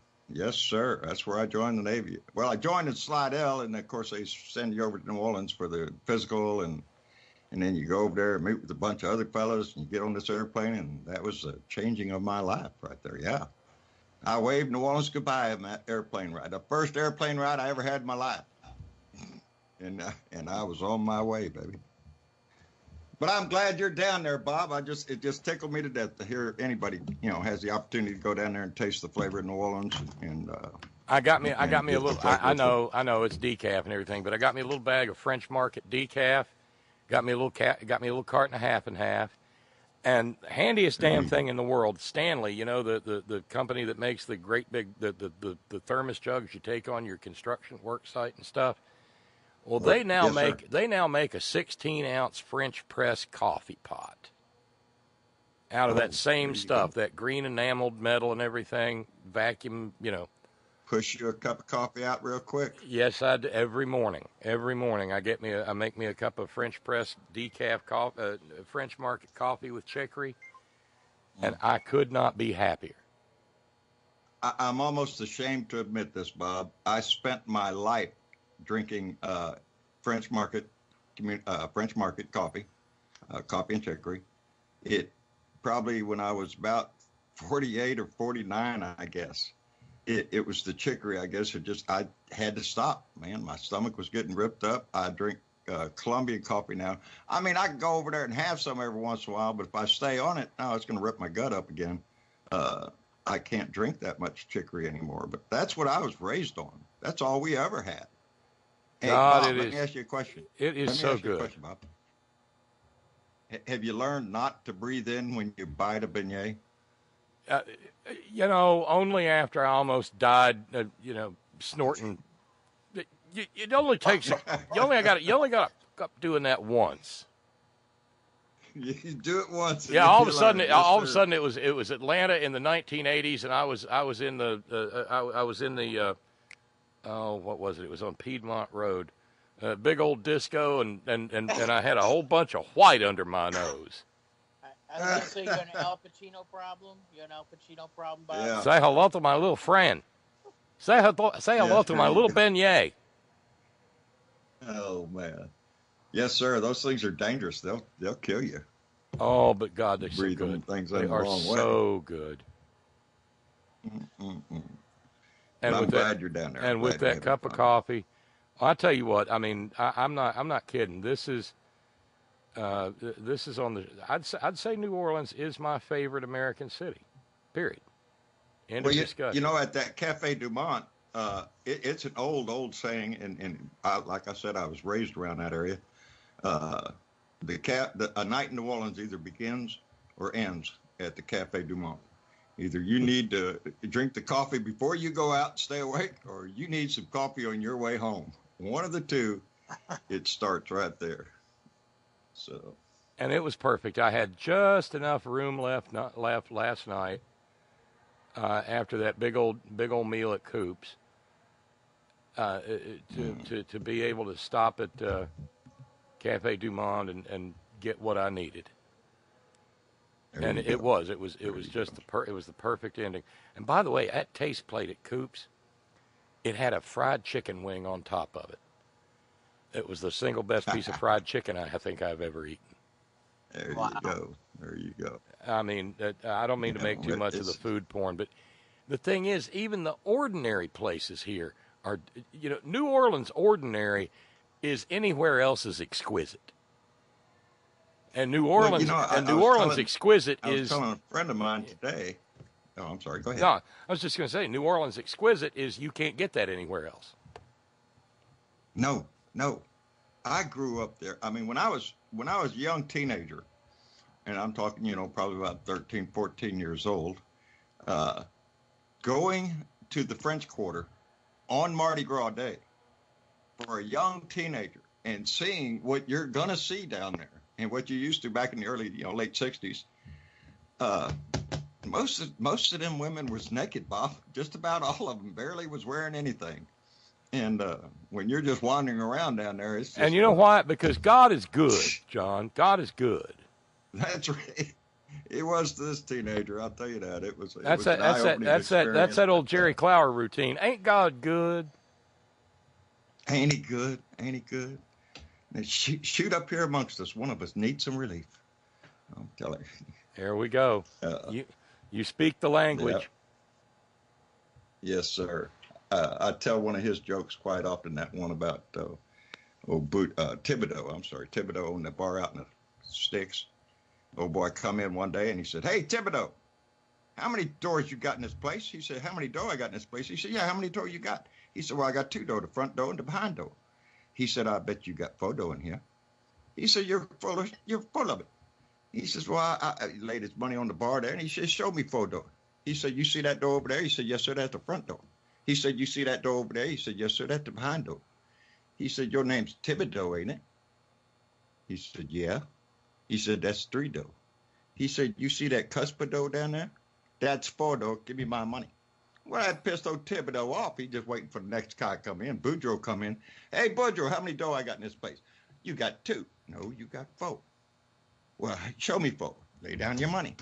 And he goes, "Okay, what's that door over there?" He said, "That's the front door." He said, "What's that door over there?" He said, "The behind door." He said, "What's my name?" He said, "That Thibodeau." He said, "That's 3 doors." He said, you see that, he said, "You know that damn spittoon done cost me $40 today?"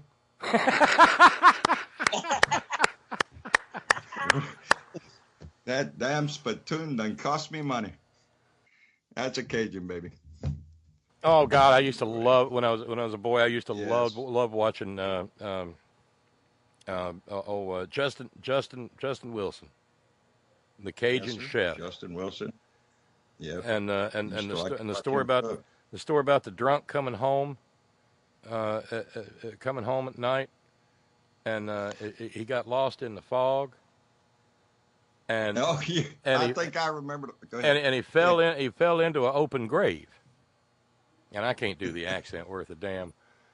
But he's laying there in that open grave saying, "Help me, I'm cold. Help me, I'm cold." A little while later, his drunk buddy comes walking over, look down in the grave, and he said, "Help me, I'm cold." He said, "Of course you're cold. You don't kick all the dirt off of you." Cover your back up. Yes, sir. Hey, John, going back to the coffee, have you ever tried Blue Mountain coffee or Kona? Oh, coffee? Jamaican Blue Mountain. Yeah, I've had that, and I've had Kona. Now, I mean, even hillbillies can get fancy ass coffee from all over the world. I can buy a little bag of internet access. Well, no, Kroger's. I can go to Kroger's and buy a half-pound bag of Jamaican Blue Mountain coffee beans for $22. Mm-hmm. I did that once. Yeah. I took it home to my beloved, and she said it's good, but it ain't $22 good. That's it. Yeah, now go back and get the cheap shit. Yeah. But Ethiopian, Kroger's got Ethiopian and Kona and Guatemalan and Colombian. And one of my fans sent me some Jamaican Me Crazy. Jamaican Me Crazy. And I can't remember the coffee. That sounds right tasty. Yeah, it was. It was rather good. It's not for every morning. I damn sure kicked you in the teeth. Pretty strong stuff. So, but I enjoyed it. I've gotten several different coffees from some of my fans. They send it to me. My fans have sent me a lot of weird stuff, buddy. I'll tell you what, you've got a great community there, John. You really, really do. And honest to Pete, I don't know where they're going to do NetRoots next year, but you ought to be thinking about going and just doing your stand-up rant from Radio Row. It would be they would get a kick out of it. And there's all kinds of people wandering around We wanting to got tell their lucky. stories. We went over 7,000 on our YouTube channel today. We got a bump of about 3,000 in the last 3 or 4 days. So I don't know where that bump comes, but we're just tickled to have it. Oh, that's mighty nice, yeah. Sounds like woke Texans. Yeah. Speaking It's, of bumps, we got.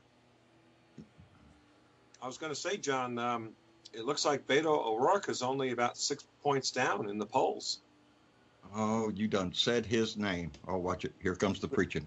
I love this guy. I love that man. I'm telling you what, I preach him everywhere I go. I'm sure if you watch this man, he's going to get in the Senate because he's going to kick Ted Cruz's butt out. He's going to be in the Senate in the next move. That's presidential material right there. Well, he is right now within single digits, and he's within like 4 points of the margin of error. That's getting pretty damn close to time for Ted Cruz to shit his britches. Hey, can I interrupt He for a is minute? doing it all on his own. Yes, sir. Rick, you're sharing a file with us. It's showing up on my screen. It's a tax file. Oh, geez. Let's see here. Uh-oh. Let's see. Does it say Donnie's tax forms on it? Download it quick. Yeah, right. It must be this old. Must be this new thing here. Let's see. I'm trying to.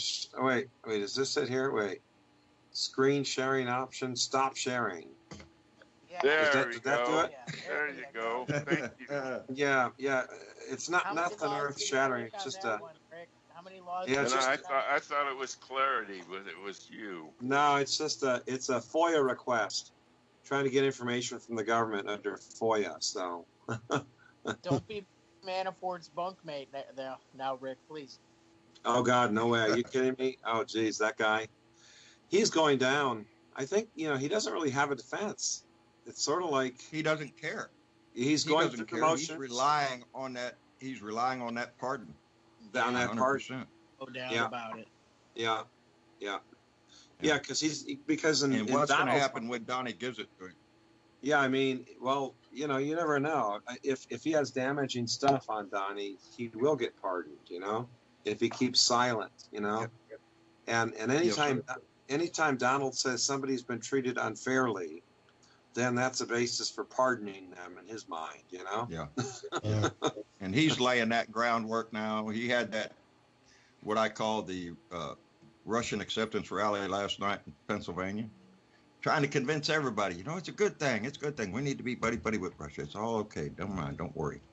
All that kind of shit. And that's what he's out there preaching. That's, his number one issue is try to convince everybody that being buddy with Russia is a good thing. It's the best thing we can do. Never mind that they attacked our election system and helped elect a con man. Forget all that. Let's just be buddies. Yeah, I mean, forget about the idea that they're into our electric grid and stuff. They would never cause a power outage. Nah, they're too nice. No. They're nice people, and that's what they sell. And I swear, down in his area, he probably tries to convince. Oh, look at they're white too. Look at there. Did you notice that? That kind of shit. That's Christian. the scumbags that still follow him, and that's what the Republican Party has just melted down and sauteed itself into nothing but a mesh of white supremacists and neo-Nazis and extremists and right-wing nut jobs, and that's who's got hold of the party. And that's what they're happy with. They're comfortable with it right now. I hate to see that happen. Well, it's become the Nazi. I've heard in Putiput's in his office, like when he first became president, he had also Alaska. He had Alaska in red. Part of it as well. Well, yeah, that'll be the deal. We'll give up Alaska if we'll just make money. No, shit. I don't know. At what point do you think some of these people following him are going to see the light come on, hear the bell ring, whatever it is, see the flag that's been waving in front of their face, at some point, But it went like, as in last night's rally, when he's sitting there calling the disgusting enemy of the press back there and all this other. There's people sitting back behind him with kids, and they're cheering that shit on. Yeah, what a good example for parents, huh? Ain't it? Isn't it? Isn't it? Just it's just sad. At some point, you got to look at yourself and go, wow, everybody's looking at me like I'm an idiot, and they are, Well, exactly. I think the Trumpsters or the Trumpanzees will figure out that they've screwed up once they're already in the concentration camp, and it's too late for them. That's when they'll realize it.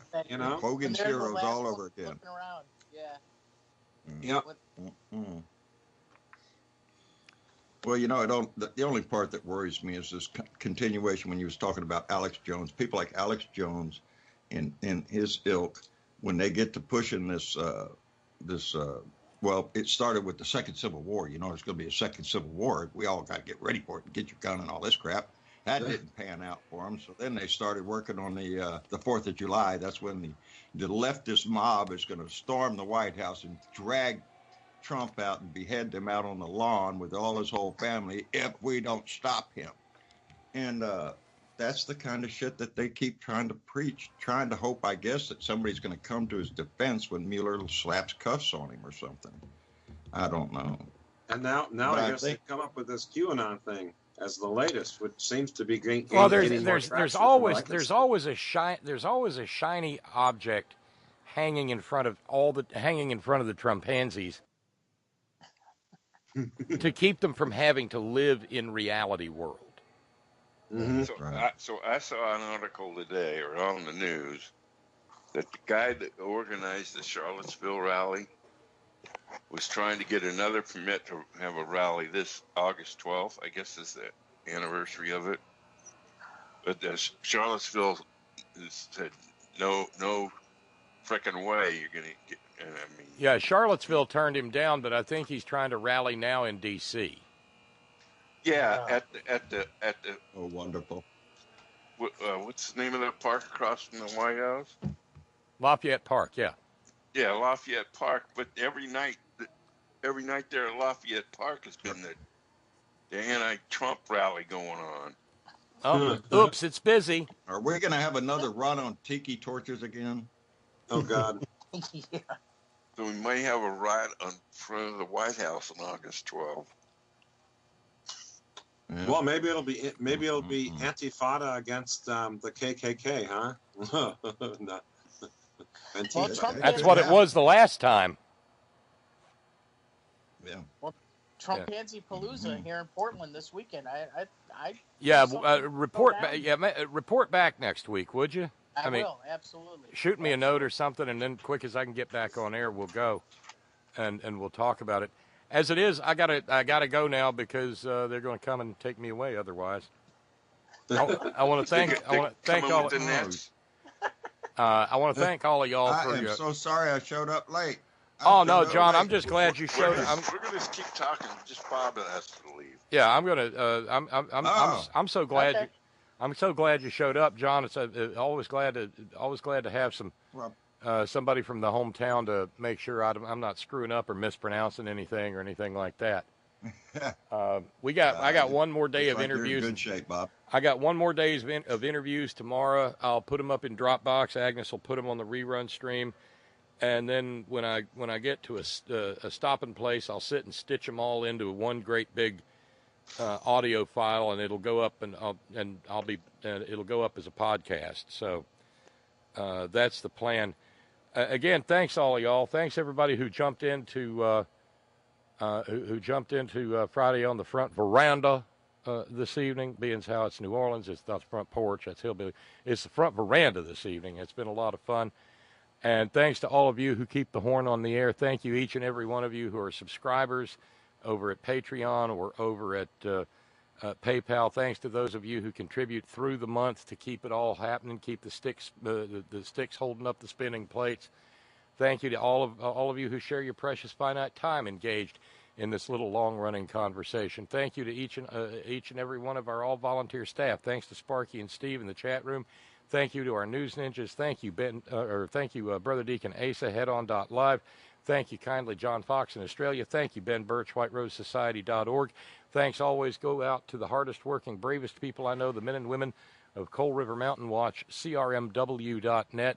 And yes, always, always, always, Gina, it's all for you. Have a great weekend, y'all. And there'll be more coming from NetRoots Nation 2018 here in New Orleans, Louisiana. And as they say, laissez le bon temps rouler. Later, y'all.